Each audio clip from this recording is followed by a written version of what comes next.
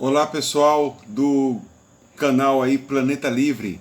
Vamos agora para a nossa terceira parte de nossa aula sobre este livro aqui. Cientificismo e sensibilidade romântica no Brasil do século XIX. No canal já tem 2 vídeos sobre esse assunto e vamos agora para a parte 3. Se inscreva no canal, faça seus comentários, dê seu like. Se não gostar aí também, né, dê o dislike. Mas espero que dê o like e roda a vinheta.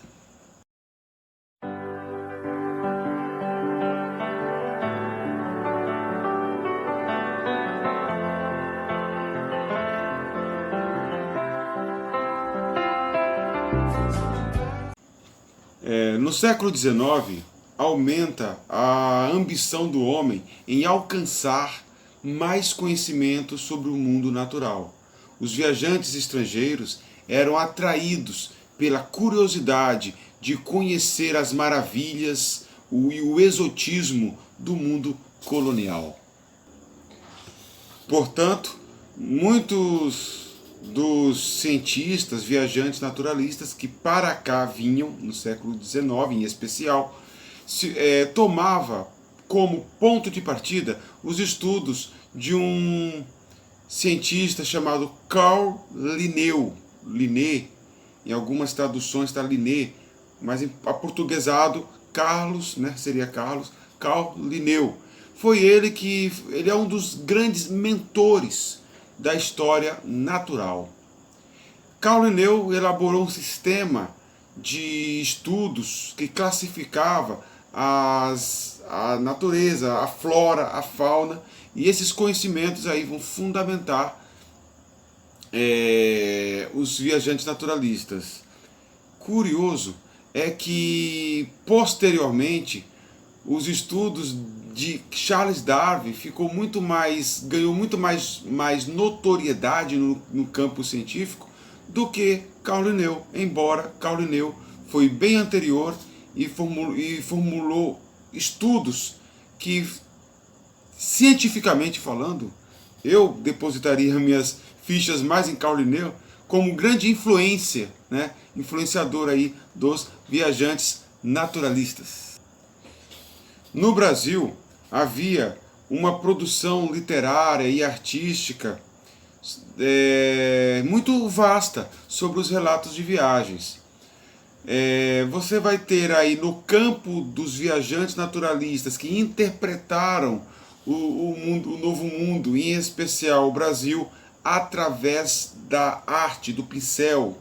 Você vai destacar 2 aí, Jean-Baptiste Debré e Rugendas. E aqueles viajantes naturalistas, cientistas, que representaram o mundo natural, né, do Brasil, as riquezas naturais, a flora, a fauna, os costumes dos habitantes, não pelo pincel, mas pela palavra, pela narrativa. Você vai ter aí se destacando Martius, Spix, Saint-Hilaire, Emmanuel Poole, Agassiz, Richard Burton e outros. Outro elemento importante, no qual os viajantes são herdeiros, é do pensamento romântico. Romantismo aqui protagonizado, em especial, conforme aponta a historiadora Márcia Regina Nakshara. Ela vai destacar 2 fundamentais, Goethe, poeta alemão, e Alexander Humboldt, que foi um grande viajante naturalista aí, que foi precursor aí dos estudos sobre as riquezas, os habitantes, a natureza. O romantismo ele vai destacar o elemento natureza. O elemento natureza como agente formadora da sensibilidade humana. O romantismo vai ver também na natureza um elemento também de identidade para o novo mundo, a América e em especial Brasil. Lembrando que Alexandre Humboldt não viajou pelo Brasil, mas influenciou muitos viajantes, inclusive Saint-Hilaire, que esteve no Brasil. Vale a pena destacar também que, por conta do romantismo, de todo esse conceito que está se formando aí, que vão ser as lentes pelo qual e no qual os viajantes naturalistas compreendem sua realidade, e destaca-se as dicotomias. Então, nos escritos, tanto de viajantes quanto de brasileiros mesmo, de políticos do Brasil, vai destacar a dicotomia sertão, vida urbana, sertão, cidade, sertão, barbárie, selvagem, cidade, urbanidade, civilização, civilização versus natureza. Outro ponto observado são as teorias racialistas e racistas, que fazem parte da compreensão de mundo, da visão de mundo desses viajantes. Saint-Hilaire, quando percorreu aqui o Brasil, inclusive a província de Goiás, Saint-Hilaire vai falar dos aspectos dos viajantes negros, mulatos, brancos e certas características comportamentais são recorrentes ou derivados ou naturais de certas etnias. O negro, o mulato, aqui o homem que é mulato, por exemplo, tinha uma facilidade rápida de aprender, de copiar. O negro, por exemplo, mais mudo, mais ensimesmado, mais cabisbaixo, provavelmente mais servil. Então esses valores eles vão relacionar tais valores a certas características fenotípicas, né? E não só para em Saint-Hilaire. Saint-Hilaire já foi leve. O Agassiz veio com sua esposa Elizabeth Agassiz, percorreu a região do Amazonas e vão estudar realmente, vão fazer medições dos braços, do tronco, do crânio de negros, índios e brancos. E uma coisa que vale a pena observar em muitos desses viajantes, e esta narrativa dos viajantes vai servir de pavimento, de sustentação, né, de sustentáculo para a produção de narrativas sobre o que é o Brasil e o que é o brasileiro.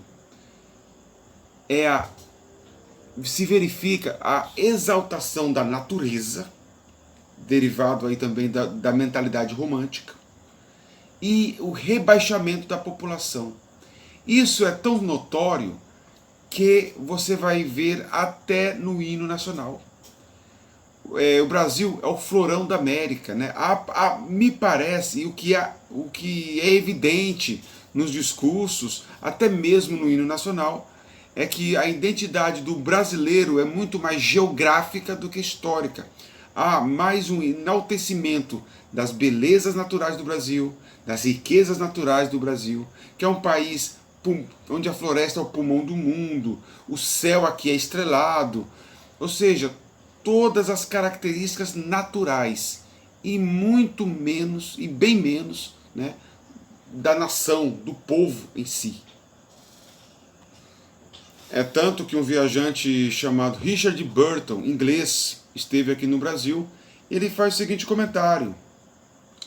Ele faz um comentário que aqui no Brasil, qualquer europeu que lá na Europa fosse uma pessoa insignificante, aqui no Brasil ele tem um comércio, ele tem alguns escravos, ele é professor.